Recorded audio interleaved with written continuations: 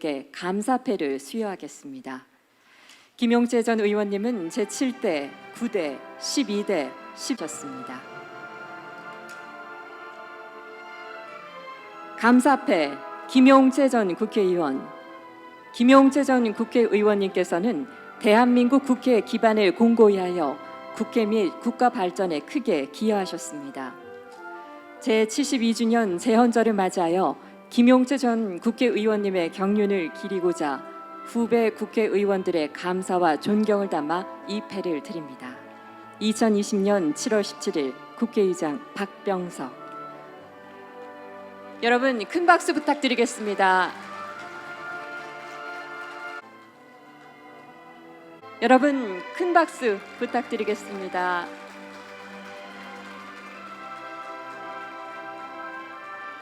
네, 수상자 여러분께서는 내빈께 인사를 드리겠습니다. 네, 수상자 여러분들 내빈께 훈장증, 전 국회의장 문희상, 귀하는 헌법정신 수호와 의회 민주주의 발전에 이바지한 공로가 크므로 대한민국 헌법에 따라 다음 훈장을 수여합니다.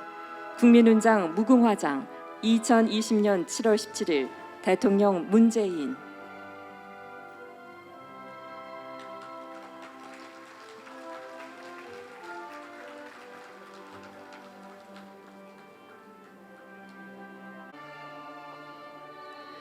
네, 여러분 큰 박수 부탁드립니다. 네, 내빈께 인사드리겠습니다. 축하드립니다. 자, 수상자께서는 자마자 경축사를 하시겠습니다.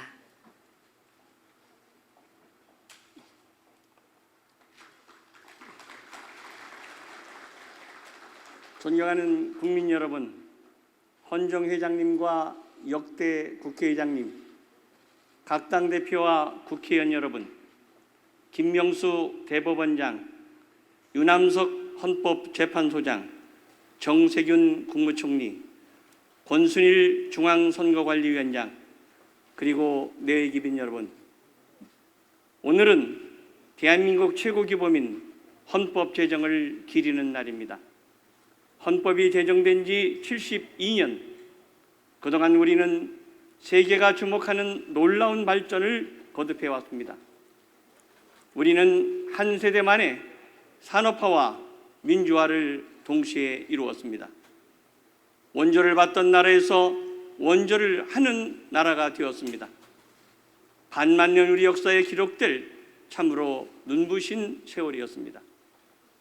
헌정 72년, 우리 헌정사는 국가 발전의 원동력이자 국민의 열망이 깃든 자부심의 역사입니다. 그 중심에는 언제나 우리 국민이 있었습니다. 우리 국민은 100년이 넘는 긴 세월 동안 민주공화제를 세우고 지켜왔습니다. 1919년 대한민국 임시정부와 임시의정원을 수립한 이래 한순간도 민주공화국의 수레를 멈추지 않았습니다.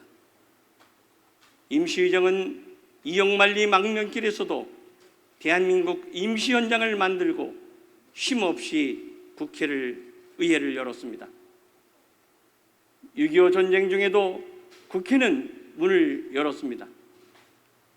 망국의 순환도 전쟁의 상처도 우리 국민의 민주헌정에 대한 열망을 막지 못했습니다. 그러나 우리 헌정사가 항상 순탄했던 것만은 아닙니다. 때로는 헌정 중단 사태를 겪기도 했고 국회가 독재 정권을 제대로 견제하지 못하는 질곡의 시기도 있었습니다. 그러나 우리 국민은 이런 난관을 극복했습니다. 1987년 국민의 손으로 민주헌법을 세우고 민주국가를 건설했습니다. 존경하는 국민 여러분, 대한민국은 코로나 위기의 한복판에서 세계에서 가장 먼저 정상적인 전국적 선거를 치러낸 나라입니다. 우리의 기록적인 투표율과 긴 투팽열을 지켜보는 세계의 시선은 경이로움 그 자체였습니다. 아시아 민주주의 등불이라고 찬사를 보낸 외신도 있습니다. 21대 국회는 이러한 우리 국민의 헌신과 열망 속에 문을 열었습니다. 국민에게 보답해야 할 막중한 책임이 있는 아주 특별한 국회인 것입니다. 국회도 코로나 위기를 조기에 극복하고 경제 난국을 타개함으로써 국민의 안전한 삶부터 지키기 위해 제 역할을 다해야 합니다. 코로나 이후 도래해야 할 불확실한 미래 사회에 선제적으로 대비할 수 있는 국가 시스템을 개조할 책무도 있습니다. 며칠씩 밤을 새워 토론했던 재헌국회를 상기합시다. 새로운 대한민국의 지평을 열어달라는 국민의 요구를 다시 마음에 새기겠습니다. 민주공화 헌정체제의 골간은 의회주의입니다. 의회주의를 활짝 꽃피우는 21대 국회가 되어야 합니다. 국민의 마음을 하나로 모아내는 민의 용광로가 되어야 합니다. 윈스턴 처칠 영국 수상은 불이 꺼지지 않는 국회의사당이 영국 발전의 원동력이라고 했습니다. 그렇습니다. 365일 불이 꺼지지 않는 국회를 만드는 것이 국민의 마음을 하나로 모아내는 출발점입니다. 국민과 국익을 최우선으로 하는 21대 국회가 되어야 합니다. 소통과 타협으로 민주주의를 활짝 꽃피우는 국회, 국민이 신뢰하는 국민의 국회를 만들겠습니다. 존경하는 국민 여러분, 국회의원 여러분, 세계 질서가 경영에 빠져들고 4차 산업혁명의 새 물결이 밀려오고 있습니다. 정치, 경제, 사회, 문화 모든 분야에서 우리가 지금까지 겪어보지 못한 거대한 변화가 시작되고 있습니다. 이제 미래는 우리의 선택과 노력에 달렸습니다. 기회의 문을 활짝 열어 젖혀야 합니다. 국민의 마음을 하나로 모아내는 지혜가 절실히 필요합니다. 시대 정신과 국민의 마음을 담는 그릇은 헌법입니다. 헌법을 중심으로 답을 찾고 길을 물어갑시다. 1987년 개정된 현행 헌법은 민주화를 시대 정신으로 삼고 있습니다. 권위주의 청산을 위해 5년 단임의 대통령 직선제와 자유권적 기본권을 확장하는 데 중점을 둔 헌법입니다. 헌법이 개정된 지 33년, 한 세대가 지난 현행 헌법으로는 오늘의 시대 정신을 온전히 담아내기 어렵다는 공감대가 있습니다. 코로나19를 거치며 국가의 존재에 대한 인식이 근본적으로 달라지고 있습니다. 위기 상황에서 국가가 어떤 역할을 해야 하는지 근본적인 성찰도 시작되고 있습니다. 위기관리 능력이 세계 모든 나라의 최우선 과제가 되었습니다. 국민 기본권에 대한 인식도 확연히 달라졌습니다. 국민의 기본적인 삶의 권리를 잘 지켜내는 나라가 유능한 나라로 인정받고 있습니다. 국제 질서, 경제, 기후, 환경 모든 면에서 급격한 변화가 일상인 시대가 되었습니다. 불확실한 미래를 예측하고 능동적으로 대응할 수 있는 능력이 국가의 번영을 가르는 중요한 기준으로 떠오르고 있습니다. 우리 경제 규모는 1987년에 비해 10배 이상 커졌습니다. 시대 환경도 국민적 요구도 달라졌습니다.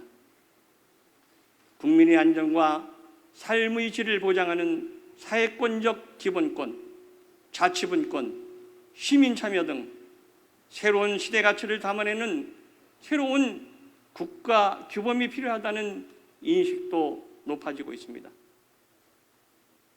대전환의 파도 앞에서 우리 국민을 지키고 미래를 열기 위해 우리 헌법의 개정이 불가피한 시점이 왔습니다. 우리 사회는 오래전부터 개헌의 필요성을 절감해 왔습니다. 국회 차원에서도 이미 수많은 개헌 논의가 있었습니다.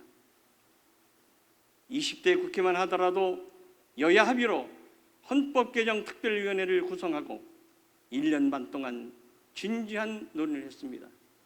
저 자신 특별위원회 30여 차례 회의에 모두 참석해서 깊은 논의를 한 바 있습니다. 넓은 공감대 속에 당장 합의할 수 있는 수준에 이른 것도 참 많았습니다. 그러나 여야는 또다시 권력구조 등 정당의 이해관계라는 마지막 고비를 넘지 못했습니다. 이제 시대 변화에 발맞춰 헌법을 개정할 때가 되었습니다. 앞으로 정치 일정을 고려하면 내년까지가 개헌의 적기가 되겠습니다. 코로나 위기를 한곱이 넘기는 그 순간부터 개헌 논의를 본격화합시다.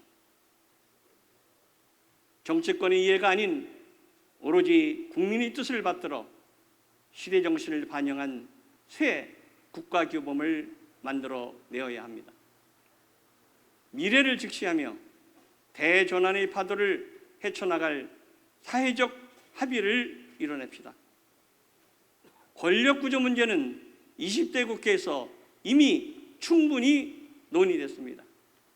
이제 선택과 결단만 남았습니다. 국회가 스스로 개혁해야 할 과제도 속도감 있게 추진하겠습니다. 선거제도 개선, 국회의 자기통제 기능 강화 등 국회 개혁에도 박차를 가할 것입니다. 존경하는 국민 여러분, 2018년 남북 정상은 한반도 평화와 번영이라는 8천만 결의 염원을 안고 역사적인 이정표를 세웠습니다. 세계를 놀라게 한 4.27 판문점 선언과 9.19 평양 선언이 바로 그것입니다. 그러나 불과 2년이 지난 지금 우리는 또다시 한반도에 긴장이 고조되고 있는 상황을 무거운 마음으로 마주하고 있습니다. 초심으로 돌아가야 합니다. 이럴 때일수록 온결의 염원을 가슴에 다시 새겨야 합니다. 한반도의 평화와 번영을 위한 발걸음은 결코 되돌릴 수도 멈출 수도 없습니다. 한반도 운명의 주체는 남과 북입니다. 남과 북이 먼저 신뢰를 회복해야 국제사회도 우리와 함께 할 것입니다. 남과 북의 국회가 그 길에 나섭시다. 이를 위한 첫걸음으로 나는 국회의장으로서 북측 최고인민회의 대표에게 남북 국회회담을 개최할 것을 공식 제의합니다. 나는 국회의장으로서 북측 최고인민회의 대표를 언제 어디서든 만나 마음을 열고 남북관계와 민족 문제를 진정성 있게 논의할 준비가 되어 있습니다. 남과 북의 국회 대표들이 만나 한반도 평화와 공동번영의 의지를 천명하고 남북관계를 법적, 제도적으로 뒷받침하는 방안을 찾아냅시다. 방역, 보건, 의료, 농업, 산림 분야, 그리고 남북철도, 도로협력 등 민족의 안전과 공동번영에 대한 제도적 방안도 논의할 수 있을 것입니다. 남북국회회담은 한반도 평화에 의구심을 갖는 내외의 인식을 바꾸는 중요한 전기도 될 것이라 확신합니다. 북측 최고인민회의의 담대한 결정을 기대합니다. 존경하는 국민 여러분, 국회의원 여러분, 코로나 위기는 대공황이나 2차 세계대전에 견줄 만한 대전환이라고 평가되고 있습니다. 앞으로 얼마나 더 큰 파도가 우리에게 닥칠지 알 수 없습니다. 우리는 언제나 그랬던 것처럼 이번에도 수많은 어려움을 이겨내고 다시 우뚝 일어서야 합니다. 우리 국민은 국난이 닥칠 때마다 단결했고 당당히 돌파했습니다. 국민을 믿고 국민과 함께 난관을 돌파할 힘을 모아내도록 국회도 그 역할을 담당하겠습니다. 국회가 먼저 변해야 국민의 인식도 바뀐다는 요구도 우리 모두 가슴에 새길 것입니다. 국민이 신뢰하는 국회를 만들기 위해 최선을 다할 것입니다. 치열하게 토론하고 책임 있게 결정하는 국회가 되겠습니다. 국민을 통합으로 인도하는 용광로 국회, 국가의 미래를 준비하고 국민의 내일을 여는 국회, 4차 산업혁명을 제도적으로 뒷받침하는 21대 국회를 만들어 가겠습니다. 산업화 시대에 만들어진 법규들도 시대에 맞게 빠르게 개정해야 합니다. 또한 국회는 5년 임기의 정부가 성과를 내기 어려운 양극화 해소, 저출산 고령의 문제의 완화, 한반도 평화 구축 등 국가적 과제에 대해서도 비전을 제시할 것입니다.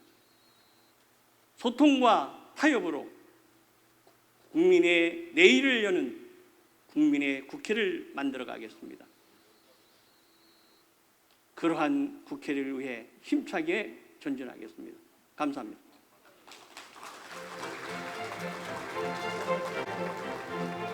네, 경축사 말씀 고맙습니다.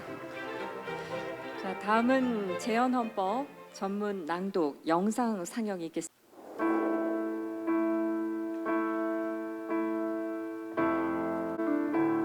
구의장을 선출한 재헌국회는 곧바로 헌법 제정에 착수했다. 의원 등 13명의 대표들이 나와서 헌법 개정의 구체적인 부분에 대해서 담화를 발표하고 이 헌법 개정안이 민주주의 제도를 우리에게 가장 알맞게 도착한 27일 제6공화국 헌법은 국민투표를 통과했다.